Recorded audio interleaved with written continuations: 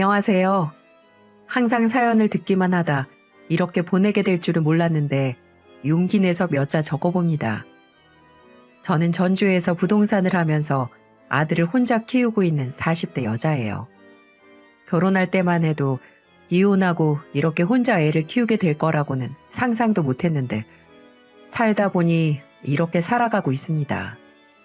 다들 결혼할 때 양가의 축복을 받으면서 결혼하셨나요? 저는 결혼 당시에도 주변에서 심심찮게 반대가 많았고 그 덕에 전쟁터로 나가는 심정으로 결혼을 결심했죠. 반드시 잘 살아서 보란듯이 살겠다고 다짐했습니다.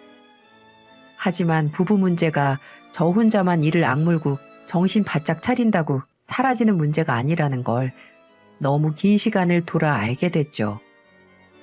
남자친구는 친구의 소개로 만나 1년 정도 연애를 했는데 만나는 동안 참 다정한 사람이었습니다. 알아갈수록 어른도 공경할 줄 알고 생각도 반듯한 사람이었어요. 한 번은 연애하다 제가 몸이 안 좋아 병원에 같이 간 적이 있었는데 어떤 할머니가 병원을 못 찾아 헤매고 계시더라고요. 할머니, 병원 가시는 것 같은데 병원은 이 건물 4층으로 가시면 있어요. 아유, 내가 눈이 어두워서 몰랐네. 총각 고마워요. 아닙니다. 저희도 4층으로 올라가는 길인데 저희가 모실게요. 누가 데려갈지 그 여자도 참 복받았네 그려. 남자친구는 병원을 찾아 헤매는 할머니의 걸음에 맞춰서 오느라 늦었던 거였어요. 지나칠 수도 있는데 할머니를 살뜰히 챙기며 온 모습을 상상하니 흐뭇했습니다. 그래서 전 큰 소리로 인사하며 갔죠. 그날 같이 저녁을 먹으면서 이런 사람이랑 결혼하면 참 좋겠다고 생각했어요. 홍기도 꽉 찬 나이에 연애가 길어지니 저희는 자연스레 결혼을 약속했죠. 그런데 문제가 생기기 시작했습니다. 어떤 이유인지 몰라도 상견례 날짜를 차일피일 미루는 거예요. 부모님도 언제 보여줄 거냐며 성하셨고 더 이상 참을 수 없었던 저는 남자친구에게 할 거면 하고 말 거면 말한 식으로 화를 내기 시작했죠. 나랑 결혼하기 싫으면 지금 말해. 상견례 이야기만 나오면 왜 자꾸 말을 돌리는 거야? 그런 게 아니고 지금 우리 집안이 어려워서 그래. 아버지도 그렇고. 어떤 문제인지 나한테 정확히 말해줘야 나도 우리 부모님께 말을 하지. 그게 우리 부모님 얼마 전에 이혼했어. 갑자기? 별다른 얘기 없었잖아. 좀 그럴 만한 일이 있었어. 그래서 상견례는 우리 아버지만 오실 것 같아. 그래도 아들 결혼식인데 어머님도 보고 싶지 않을까? 부모님 문제인데 내가 감나라 배나라 할 수도 없고 워낙 완강하셔서 아버지만 모셔야 될 것 같아. 남자친구의 말에 적잖이 당황했던 이유는 그동안 한 번도 잡음 없던 집안에 무슨 일인가 했어요. 아들 결혼이 코앞인데 이혼을 할 정도로 큰 문제가 있는 건 아닌가 걱정도 많았죠. 하지만 정말 큰 문제였다면 저한테 숨길 사람이 아니라고 믿었고 더 이상 캐묻지 않았어요. 그럼 아버님만 모시고 해야지 뭐. 자기는 괜찮아? 그래도 엄마잖아. 어쩔 수 없지. 싫다고 하시는데 억지로 모셔오실 수도 없고. 으이그, 우리 부모님한텐 내가 잘 말씀드릴게. 이해해줘서 고마워. 내가 살면서 진짜 잘해줄게. 앞으로는 이런 일 생기면 꼭 나한테 먼저 상의해. 결혼하는 사이에 숨겨봤자 뭐해. 알았어. 앞으로는 하나도 안 숨길게. 이혼하시는 마당에 하하호호 웃으며 상견례를 하기 싫다고 하는데 어쩌겠나 싶었고 큰 문제가 아니라고 생각했어요. 저는 부모님께 상황을 전화로 설명했습니다. 그러자 어머니는 걱정스러운 목소리로 말했어요. 아들 결혼 앞두고 이혼을 왜 해? 급하게 할 정도로 문제 있는 거 아니야? 잘 알아본 거야? 그런 걸 어떻게 물어봐. 안 그래도 속상할 텐데. 그리고 부부 문제를 자식이라고 어떻게 그렇게 잘 알겠어. 그래도 좀 물어보지 그랬어. 난 영 찜찜한데. 괜찮아 엄마. 내가 그 사람 잘 알아. 큰 문제였으면 말했을 사람이야. 그래, 내가 말해봐야 뭐 달라지겠니? 그래서 주말에 올라가면 되는 거니? 네, 주말에 점심으로 내가 예약했어. 조심해서 올라오세요. 걱정하는 엄마의 목소리를 듣고 나니까 괜히 심란했어요. 그래도 남자친구가 말을 안 하는 데는 이유가 있을 거라고 믿으며 스스로를 달랬습니다. 그렇게 상견례 날이 다가왔고 저는 그날을 두고두고 후회하게 됐죠. 왜 그때 엎어버리지 않았을까? 뭐가 그렇게 죽고 못 살 정도로 좋아서 남자친구를 믿고 결혼했을까? 아직도 후회스럽네요. 전라북도 순창에서 농사를 지으며 소를 키우던 부모님은 농사일까지 제쳐두고 전주로 오셨습니다. 남자친구랑 저는 미리 도착해서 부모님들을 기다렸어요. 가장 먼저 도착한 건 저희 부모님과 남동생이었죠. 남자친구는 저희 부모님이 오자 벌떡 일어나서 인사를 하더군요. 그 모습을 본 아버지는 호탕한 목소리로 말하셨어요. 안녕하십니까? 처음 뵙겠습니다. 반가워요. 아주 목소리가 시원시원하네. 오래 기다린 건 아니죠? 아닙니다. 저희도 방금 왔습니다. 다행이네. 여기는 우리 막내 아들이야. 얘기 많이 들었어요. 잘 부탁해요, 처남. 남편이 넉살 좋게 말하자 아빠도 남동생도 웃었습니다. 한창 분위기 좋게 자리를 잡고 앉았는데 누가 헐레벌떡 뛰어오는 거예요. 처음에 저는 방을 잘못 들어온 건가 생각했죠. 그도 그럴 것이 옷은 낡았고 신발은 슬리퍼를 신고 있었거든요. 누가 봐도 상견례를 하는 사람의 몰골이 아니잖아요. 그래서 저는 잘못 온 게 아니냐 말을 했는데 그분이 제 시아버지 될 사람이었죠. 그래도 종종 밥도 먹었던 사이였는데 너무나도 다른 모습으로 나타나서 못 알아볼 정도였어요. 당황한 남자친구는 아버님한테 다가갔죠. 내가 어제 옷 사다 뒀는데 왜 이걸 입고 오셨어요? 이게 어때서? 그래봐야 농사 짓고 소 키우는 집안이랑 뭐 따질 거 있어? 제발 조용히 좀 해요. 아버님은 상식 밖의 모습으로 나타나셨고 그 뒤를 따라온 남편의 큰형도 별반 다를 게 없어 보였어요. 좋았던 분위기는 순식간에 얼어붙었고 상황을 수습하기 위해 진땀을 뺐습니다. 아버님 어서 오세요. 급히 오시느라 힘드셨죠? 아주버님도 이쪽으로 앉으세요. 그러니까 뭐하러 밥집에서 상견례를 해. 그냥 고깃집이나 가지. 네? 아, 그게 처음 뵙는 자리니까 좋은 거 먹으면 좋잖아요. 아버님은 뭐가 그렇게 못마땅한지 혀를 끌끌 차며 자리에 앉으셨고 남자친구의 얼굴은 사색이 되어갔습니다. 부모님 얼굴은 이미 화가 가득했고 남동생도 당황한 모습이 역력했어요. 예상 못한 상황에 침묵이 이어졌고 음식이 나왔죠. 무거운 침묵을 깬 건 바로 아버님이었습니다. 소문난 잔치 먹을 거 없다더니 음식도 쥐똥만큼 나오네. 이럴 거면 그냥 사돈네 집으로 가서 소나 하나 잡아먹을 걸 그랬어요.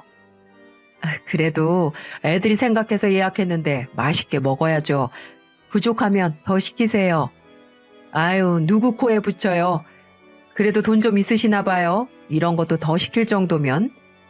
네? 아니 사돈, 초면에 좀 무례한 것 같네요. 저희 아빠는 참다 못해 한마디 하셨고 아버님은 잠시 당황한 듯 보였어요. 하지만 그대로 기가 죽을 아버님이 아니었고 말을 할수록 분위기를 더 냉랭하게만 만들었습니다. 뭐 이런 거 먹자고 온 것도 아니고 애들 결혼 얘기나 합시다. 닦아놓고 제가 이번에 이혼을 해서 결혼한다고 찔러줄 돈이 1원 한 장도 없어요. 애들 결혼 알아서 하게 두자고 그 말 하려고 나왔습니다. 그게 무슨 말씀이세요? 애들 엄마가 어찌나 독한지 있는 돈을 다 뜯어갔어요. 하여튼 사람을 잘 만났어야 됐는데 말년에 이렇게 됐네요. 그래도 혼주석에 앉아는 줄게요. 그건 뭐 어렵다고. 엄마는 더 이상 참지 못하셨고 자리를 박차고 일어나셨어요. 아버님의 말에 아빠도 헛기침을 하셨고 남자친구도 고개를 떨구고 말았죠. 저는 남자친구에게 뒷수습을 부탁하고 엄마를 따라 나갔습니다. 엄마는 저에게 애원하듯 말했어요. 너 저 꼴을 보고도 결혼해야겠어? 두 눈으로 보고도 아버님 소리가 나와? 엄마, 나도 몰랐어. 근데 내가 아버님 모시고 살 것도 아니고 저 사람이랑 살 건데 왜 그래? 네가 무슨 재주로 천륜을 끊을 건데? 엄마한테 사실대로 말해. 임신했어? 아니야, 그런 거 아니야. 그럼 네가 뭐가 모자라서 저런 집구석이랑 결혼해야 하는데? 정말 좋은 사람이야. 아버님도 처음부터 저러셨던 건 아니야. 엄마가 조금만 이해해줘. 이런 꼴 보려고 너 키운 줄 알아? 엄마 속상하게 왜 그래 정말. 엄마, 내가 진짜 잘 살게. 나 잘 살 수 있어. 저 사람 성실하고 반듯한 사람이야. 저는 그렇게 엄마 가슴에 대못을 박았습니다. 엄마를 겨우겨우 설득해서 다시 식당으로 왔을 땐 아버님과 아주버님은 이미 자리에 없었어요. 남자친구는 저희 아빠에게 무릎을 꿇고 있었고요. 아버님, 제가 더 잘하겠습니다. 저희 집안 문제로 따님 속 썩이는 일 절대 없을 겁니다. 내가 그 말을 어떻게 믿나? 우리가 있는 자리에서도 이러시는데 결혼하면 더 심해질 거 아니야. 저희 어차피 분가해서 살 거고 형이랑 아버지가 지내는 집이랑 멀리 떨어진 곳에서 시작할 계획이에요. 남자친구의 말이 끝나자 대답도 없이 식당을 나가셨어요. 기분이 상할 대로 상해버린 부모님은 동생과 집으로 그냥 가버리셨어요.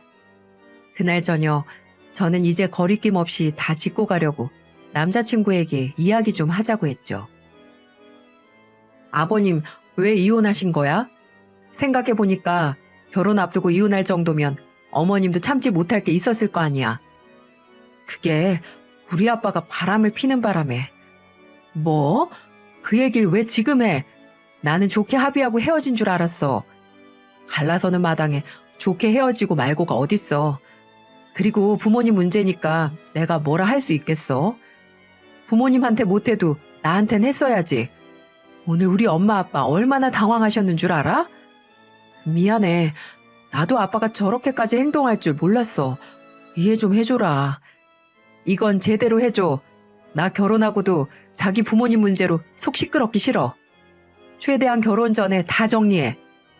걱정 마. 어차피 분가해서 살 거고 우리 집 갈 일도 없을 거야. 내가 잘 정리할게.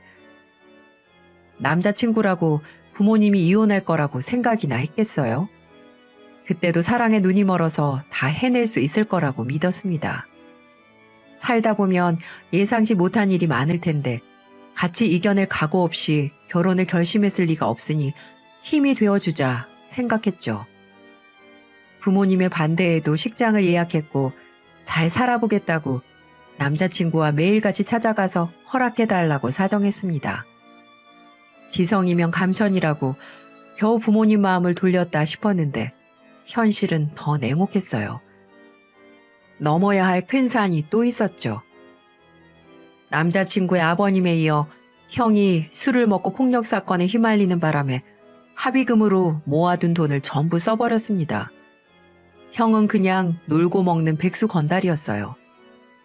알수록 기막힌 상황뿐이었는데 저는 그때 객기였는지 아니면 정말 뭐라도 시인 건지 부모님께는 아주버님의 일을 비밀로 하고 집 문제로 돈까지 빌렸습니다. 누구 하나 죽어야 끝날 문제였는데 전 이번만 잘 넘기면 될 거라 생각하고 염치도 없이 아빠에게 5천만 원을 받아 신혼집을 구했어요.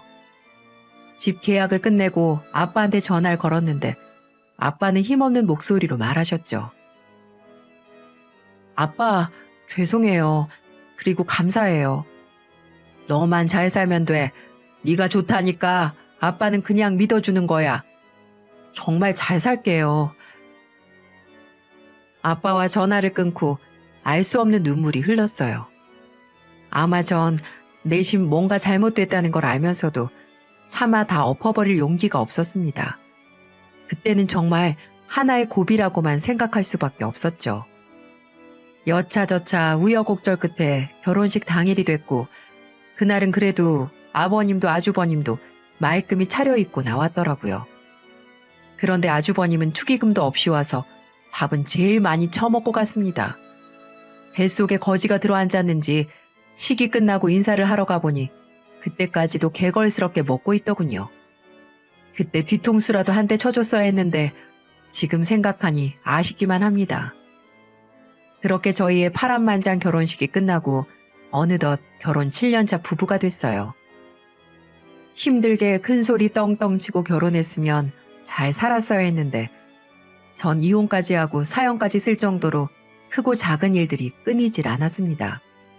여기까지만 들어도 시댁의 싹수가 노랗지 않나요? 이런 생각도 지금에서야 들 정도로 그때는 제가 뭐에 홀렸던 것 같습니다. 여전히 아버님과 아주버님은 정신 못 차리고 살았어요. 옛날이나 지금이나 똑같습니다. 사람 참 쉽게 안 변하네요. 다행히도 남편은 아버님과는 다르게 가정적이었고 형이랑은 다르게 성실했죠. 그래도 그 아빠의 그 아들이라는 말에 걱정도 했지만 바람피고 쫓겨난 건 아주버님이었습니다. 아주버님은 그러면 어디로 가셨어? 살던 집에서 완전히 나오신 거야? 그런가 봐. 형수님이 다시는 나타나지 말라고 했대.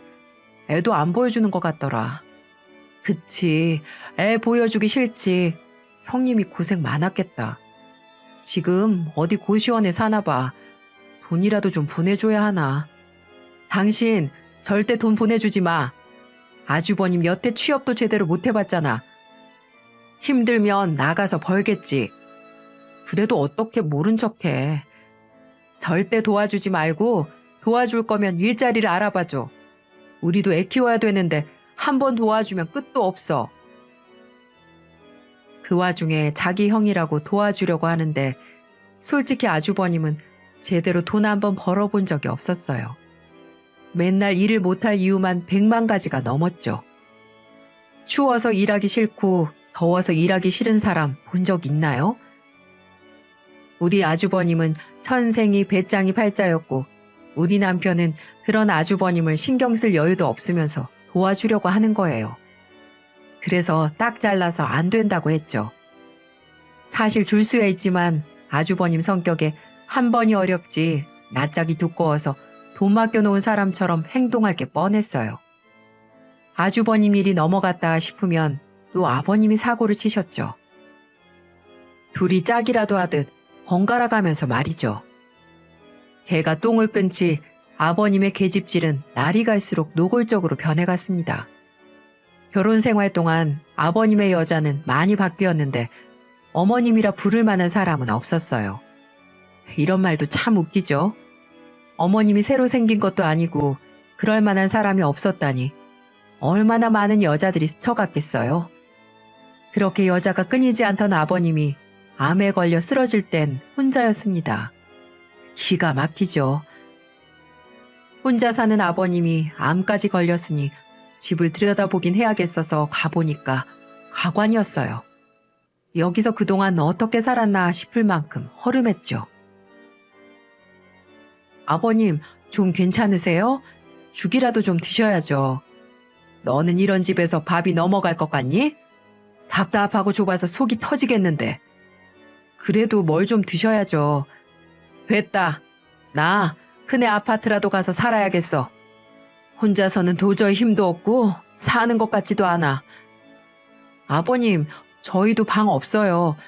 제가 남편이랑 잘 얘기해 볼게요. 너 웃긴다. 시애비가 아프니까 꼴도 보기 싫어서 그러냐? 무슨 그런 말을 하세요. 일단 진정하세요. 제가 계실 만한 곳 금방 알아볼게요. 아파 죽겠다는 사람이 여전히 꼬장꼬장한 게 아픈 게 맞나 싶었지만 집으로 오면 일이 두세 배는 늘어날 텐데 어느 며느리가 선뜻 오라고 하겠어요. 차라리 요양병원으로 모시면 모셨지 절대 집으로는 못 모시겠다는 판단을 했고 초등학생 아들 핑계 삼아 남편과 상의를 했죠. 마침 제가 일하는 부동산에 싸게 나온 3룸 매물이 있어서 그쪽으로 모실 참이었습니다. 며느리는 저 하나뿐인데 모른 척 할 수도 없고 어쩔 방법이 없었어요. 최대한 남편을 구슬려서 좋게 말을 꺼내봤죠. 오늘 아버님 집 가보니까 너무 좁아서 옮겨드려야 할 것 같아. 없던 병도 생기겠더라. 돈이 어디 있어서 집을 옮겨드리게. 내가 일하는 부동산에 시세보다 좀 저렴한 3룸이 나왔더라고. 전세로 구해드리면 관리비만 내드려도 되고 괜찮지 않을까 해서.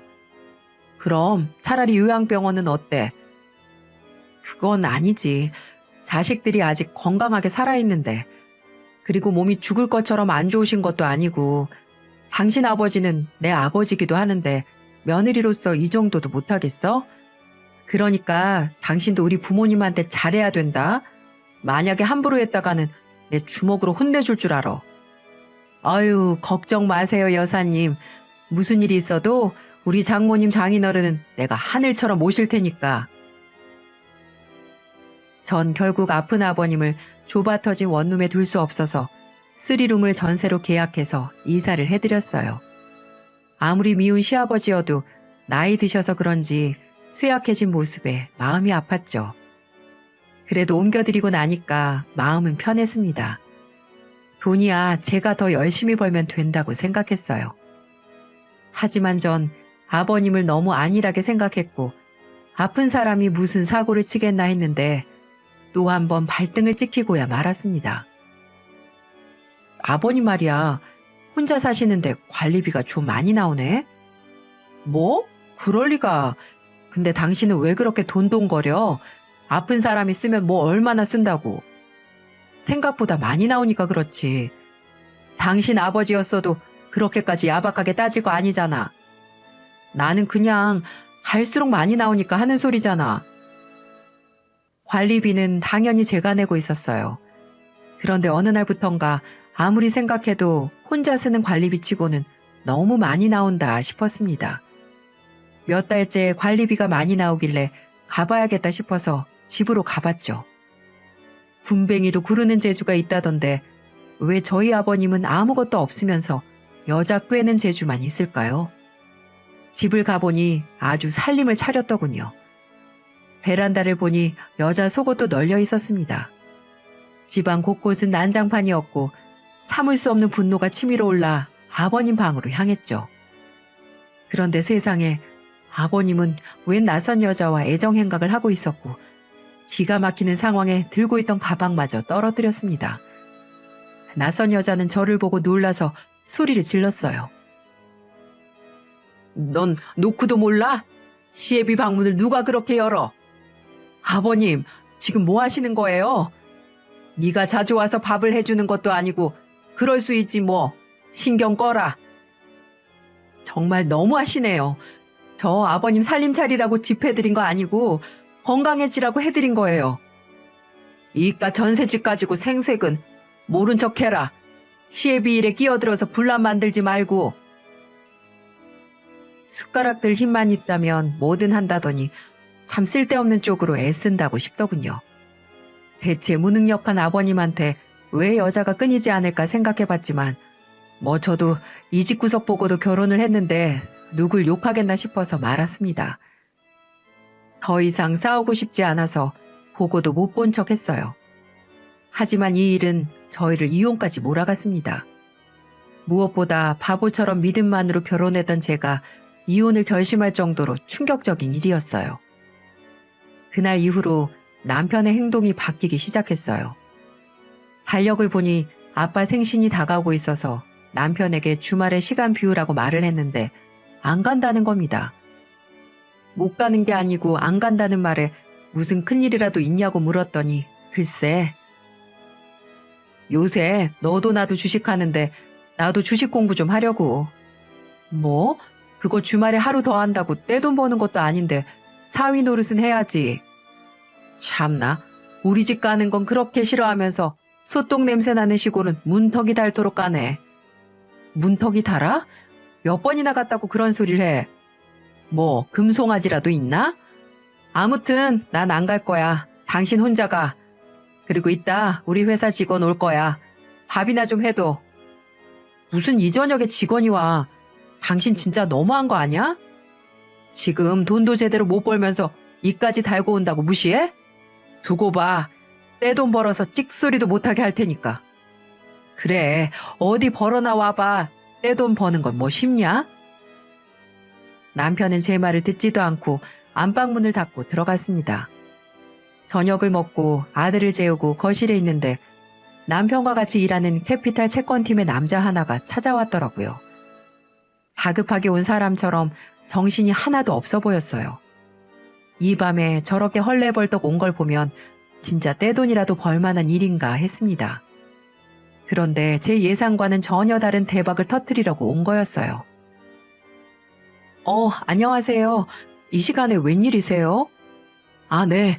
제가 시간이 늦긴 했지만 할 말이 있어서요. 둘이서 얘기 좀 할게요. 그래요. 내 돈을 벌겠다던데 잘 좀 얘기해서 돈 좀 벌어주세요. 남자 직원은 멋쩍게 웃으며 남편이 있는 방으로 갔죠. 그래도 손님이 왔는데 과일 하나 안 주면 또 치사하다 할 것 같아서 대충 있는 걸 꺼내서 방으로 갔습니다. 그런데 둘이 언성을 높이면서 싸우는 게 아니겠어요? 그래서 조용히 귀에 대고 엿들어봤죠.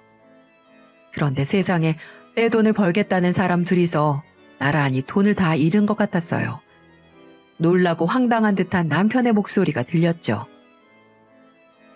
확실하다며? 나 있는 돈 다 털어서 투자한 거란 말이야. 나는 대출까지 끌어다가 한 거야. 그러지 말고 재수 씨한테 부탁 좀 해봐. 뭐라고 부탁해? 주식하다 쫄딱 망했으니까 갚아달라고 하냐?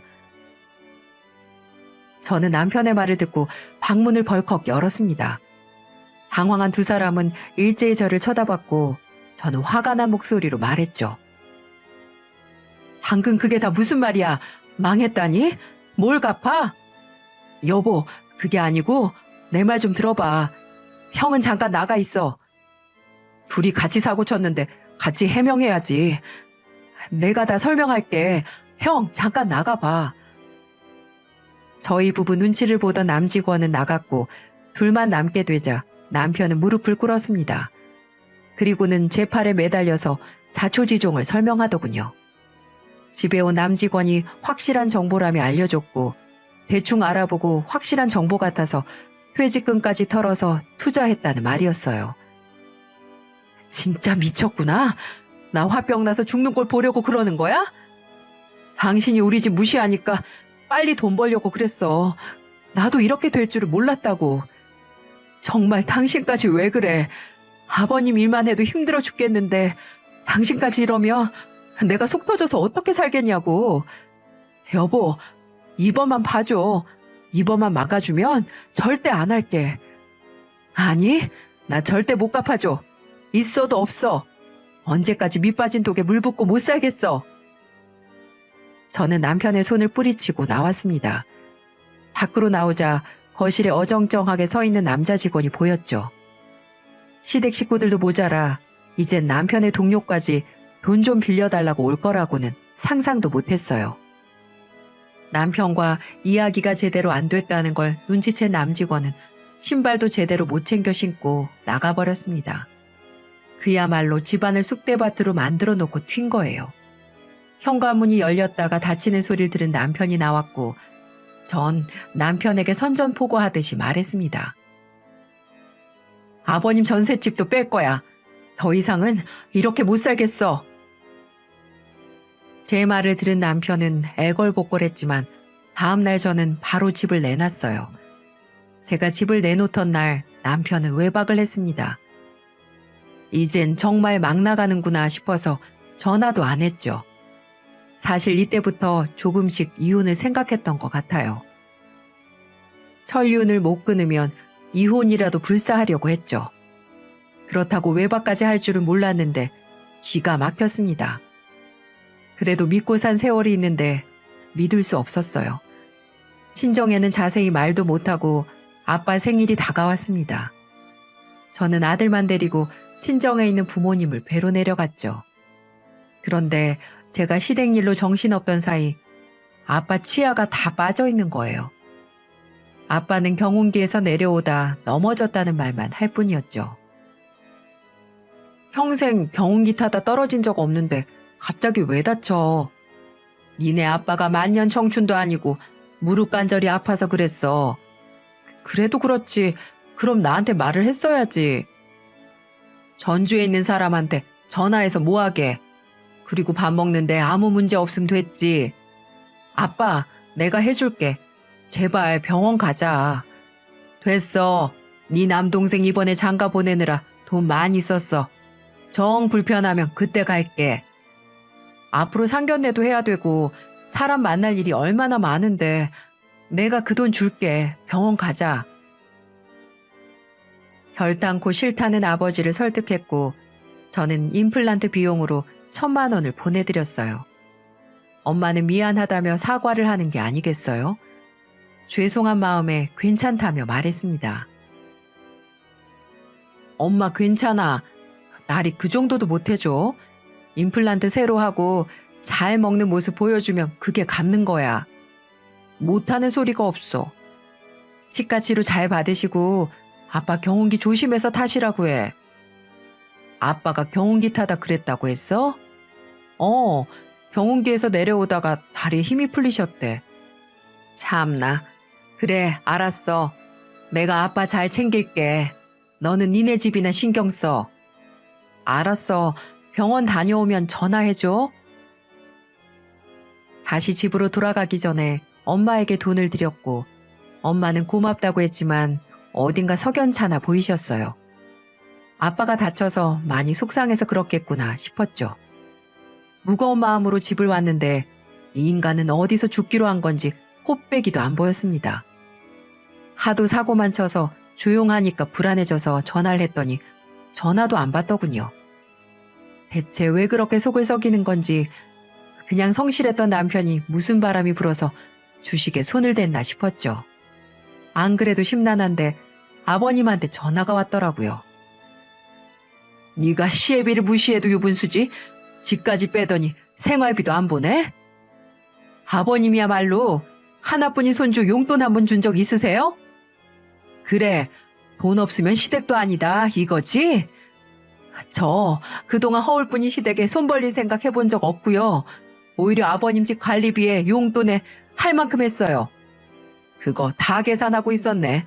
내가 너 드센 거 같아서 처음부터 마음에 안 들었어. 우리 아들이 너 같은 거 만나서 기죽어 사니까 집구석이 이 모양이지. 아버님, 저 지금 바빠요. 저야말로 목구멍이 포도청이라 쓸데없는 소리 하실 거면 이만 끊을게요. 저는 전화를 확 끊어버렸어요. 그때 언제 들어왔는지 집에 들어온 남편은 통화를 다 들었는지 제 핸드폰을 집어던졌습니다. 아들 보고 방에 들어가 있으라고 했고 남편은 마치 딱 걸렸다는 표정으로 말하더군요. 목구멍이 포도청? 네가 왜 돈이 없어? 친정으로 돈 빼돌리면서. 기가 막혀서 듣고 싶은 것만 듣냐? 관리비에 아버님 용돈까지 챙겼는데 네 통장은 무슨 돈 나오는 하수분이야? 이제는 먹고 죽을래도 없어. 너는 내가 모를 것 같아서 그래? 너 장모님한테 1,000만 원 보냈더라. 우리 아빠 요양병원 좀 가자니까 돈 없다고 지랄을 하더니. 뭐 지랄? 내가 전세집 구해드리면서 치료 잘 받으시라고 용돈까지 드렸어. 근데 내가 번 내 돈으로 우리 아빠 못 도와줄 건 뭔데? 그래, 아주 마음대로 해보자. 내가 너 두고 볼 거야. 남편은 들어오자마자 신경질적인 말만 하고는 또 나가버렸어요. 뛰쳐나가는 뒷모습을 보면서 제발 나가는 길에 차에 치여서 죽었으면 했습니다. 그때는 정말 누구 하나 죽어야 문제가 끝날 것 같았거든요. 하지만 죽어야 될 인간은 엉뚱한 곳까지 가서 사고를 제대로 치고 있었습니다. 놀랬을 아들을 달래주고 집안일을 하는데 엄마한테 전화가 왔죠. 주말인데 벌써 병원을 예약이라도 했나 싶었는데 엄마는 다급한 목소리로 말을 하는 거예요. 너 혹시 우리 준 돈 네 남편 돈이야? 그게 무슨 소리예요. 내 돈이지. 그 사람이 돈이 어딨다고. 지금 우리 집에 와서 대출 계약서, 차용증 쓰라고 네 아빠 앉혀놓고 못하는 소리가 없어. 아니, 그 인간이 거기까지 갔어? 내가 너 속상할까봐 말 안 하려고 했는데 네 아빠 경운기 타다가 다친 거 아니야. 네 남편이 어느 날 술을 잔뜩 먹고 와서는 왜 자기 집 돈 야금야금 빼돌리냐고 주먹 휘둘러서 그런 거야. 엄마, 그게 무슨 소리야? 너 걱정한다고 네 아빠가 절대 말하지 말라고 해서 우리가 참고 있었어. 근데 정말 너무한 거 아니니? 소 2마리 담보로 잡겠다고 하는데 내가 기가 막혀서 진짜. 엄마, 일단 끊어봐. 내가 지금 집으로 갈게. 그 인간 거기 꽉 잡아둬. 저는 전화를 끊고 아들을 옆집에 맡겨놓고 택시를 타고 순창으로 갔습니다. 1시간 정도 달려서 가는 동안 이혼을 결심했죠. 그리 대단한 사랑도 아니었는데 뭐에 홀려서 결혼까지 했는지 저는 부모님께 면목이 없었습니다. 엄마 말 들을 걸 후회도 했다가 아빠가 걱정도 됐다가 제정신이 아니었어요. 겨우 집에 도착했는데 집안이 말이 아니었습니다. 술이라도 먹고 온 건지 마당에 농기구들은 사방으로 흩어져 있었고 난리라도 난 것처럼 엉망이었죠. 저는 마당에 있던 큰 빗자루를 들고 들어가서 개소리를 짓거리고 있는 남편 등짝을 내리쳤어요. 그리고 있는 힘껏 소리쳤죠. 이 기생충 같은 새끼, 입 안 다물어? 여기가 어디라고 또 기어와? 이 여편네가 미쳤나? 가족이라도 돈 거래는 확실하게 해야지. 1,000,000원이나 주고 입 닦으려는데 내가 가만히 있으면 호구 새끼지. 그래, 너 말 한 번 잘했다. 그동안 내가 네 시댁으로 보낸 돈이 얼만데. 이제야 슬슬 본색이 나오네. 너 친정으로는 얼마나 빼돌렸어? 2분 다 멀쩡히 돈 잘 벌고 계시는데 내 도움이 왜 필요해? 그럼 1,000,000원은 왜 받으셨는데? 1,000,000원에는 눈이 뒤집혔나 보네. 야, 네가 우리 아빠를 저렇게 만들었다며? 난 그것도 모르고 네 깽값 물어준 거고. 그래, 잘 됐다. 이혼하면서 그 돈도 너한테 청구할게. 남편은 그제야 정신이 차려진 듯 어버버 하더군요. 제가 시아버지 돕는 것처럼 친정도 돕고 있다고 생각한 거였죠. 근데 이 인간이 뭘 하는 줄 아세요? 그러니까 네가 돈만 빌려줬어도 나 여기까지 와서 장인어른이랑 안 싸웠을 거 아니야. 사고는 네가 쳐놓고 화풀이는 왜 여기다가 하는데? 니네 아빠는 뒀다가 국 끓여 먹을 거야? 니네 아빠한테 도와달라 하든지 아니면 몇 번째인지도 모를 아버님 여자친구 찾아가지 그랬어. 이 정도 철면 피면 아버님 여자친구 찾아갔겠다. 전 들고 있던 빗자루로 계속 남편을 후려쳤고 이 집에서 나가라며 마당까지 쫓아내려 했습니다. 내가 널 믿고 살았던 세월이 아깝다. 남은 세월이라도 제대로 살려면 너부터 끊어야겠어. 누가 대출 캐피탈 채권팀 직원 아니라고 할까봐 고객도 모자라서 이 장인어른한테 돈을 청구하냐? 그렇게 하는 놈은 너밖에 없을 거다. 이 쓰레기 같은 놈아. 전 그렇게 말하며 빗자루를 보기 좋게 던졌는데도 다시 집 안으로 들어오려는 거예요. 그때 저희 아빠는 멋지게 발로 거지만도 못한 놈 가슴팍을 손으로 밀쳤습니다. 그리고는 말씀하셨죠. 우리 딸이 너 좋다니까 꾸역꾸역 참았는데 이제는 안 참아도 되겠네. 우리 딸이 똑똑해서 판단력 하나는 좋아. 아버님, 잘못했어요. 제가 잘 살아보려고 하다가 그랬어요. 한 번만, 제발 한 번만 봐주세요. 누가 못 살게 했다고 이래? 2번 잘 살려고 했다가는 아들놈도 잡을 놈이네 이거. 약이라도 뿌리기 전에 썩 안 꺼져? 아빠는 말이 끝나기 무섭게 말통으로 된 제초제통을 집어드셨고 깜짝 놀란 남편은 그대로 주랭랑을 쳤습니다. 그 모습이 얼마나 얍삽빠른 쥐새끼처럼 빠르던지 놀래서 도망가는 모습을 보고 내가 저런 인간과 한 입을 덮고 살았나 후회가 되는 순간이었네요. 그 후 저는 그 인간이 이혼을 절대 안 된다면서 고집을 부리는 바람에 이혼 소송을 해야만 했고 제가 원하는 대로 판결을 받을 수 있었습니다. 이혼이 확정된 후 저를 돈줄로 생각했던 시아버지는 저를 찾아와서 염치 없이 빌었지만 전 과감하게 내 눈앞에서 사라지라고 말을 했습니다. 남편은 퇴직금까지 잃었으니 그야말로 길거리에 나앉는 거지 신세였어요.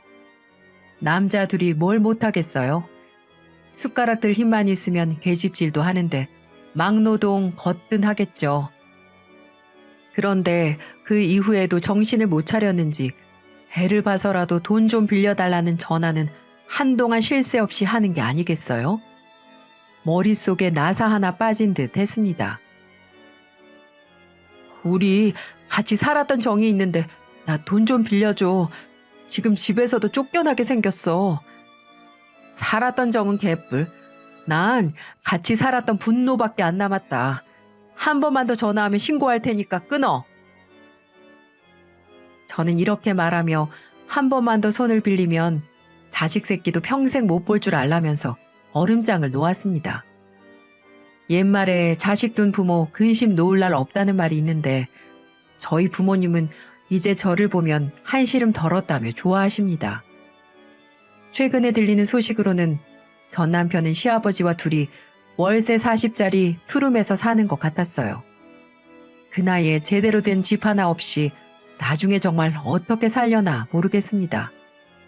하지만 이제 제 손을 떠났고 그 인간한테 받을 거라고는 양육비뿐이었죠. 없어도 사는 돈 몇 푼이지만 전 그동안 제가 받았던 서름을 생각해서라도 악착같이 받아내고 있습니다.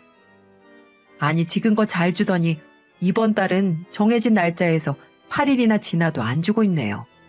손 좀 봐줘야겠어요. 요즘 외할아버지, 외할머니 사랑 듬뿍 받는 아들을 보는 게 전 제일 행복합니다.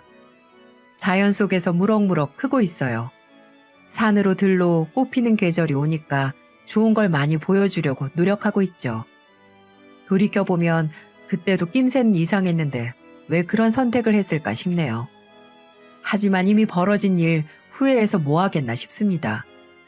앞으로 살아갈 날 많은데 남은 생 잘 살면 되죠. 후회는 짧을수록 좋다고 하잖아요. 이렇게 좋은 날 과거는 뒤로 하고 현재와 미래만 생각하면서 살기로 했습니다. 이혼을 하고도 희망이 생기는 걸 보면 그동안 제가 시궁창 속에 살았네요. 이 사연을 들으시는 분들은 부디 좋은 곳에서 좋은 일만 생기길 바랄게요. 그리고 전 남편에게 한마디 남기고 마치도록 하겠습니다. 전 남편 찌질이 모지라. 넌 네 마누라를 잃은 걸 평생 후회할 줄 알아. 그리고 아무리 힘들더라도 양육비 한 달이라도 늦으면 대한민국 이혼녀 대표에서 지옥행 열차로 확 보내버릴 거니까 명심해. 제 긴 사연 들어주셔서 감사합니다. 모두들 이 봄날 좋은 사람들과 행복하세요.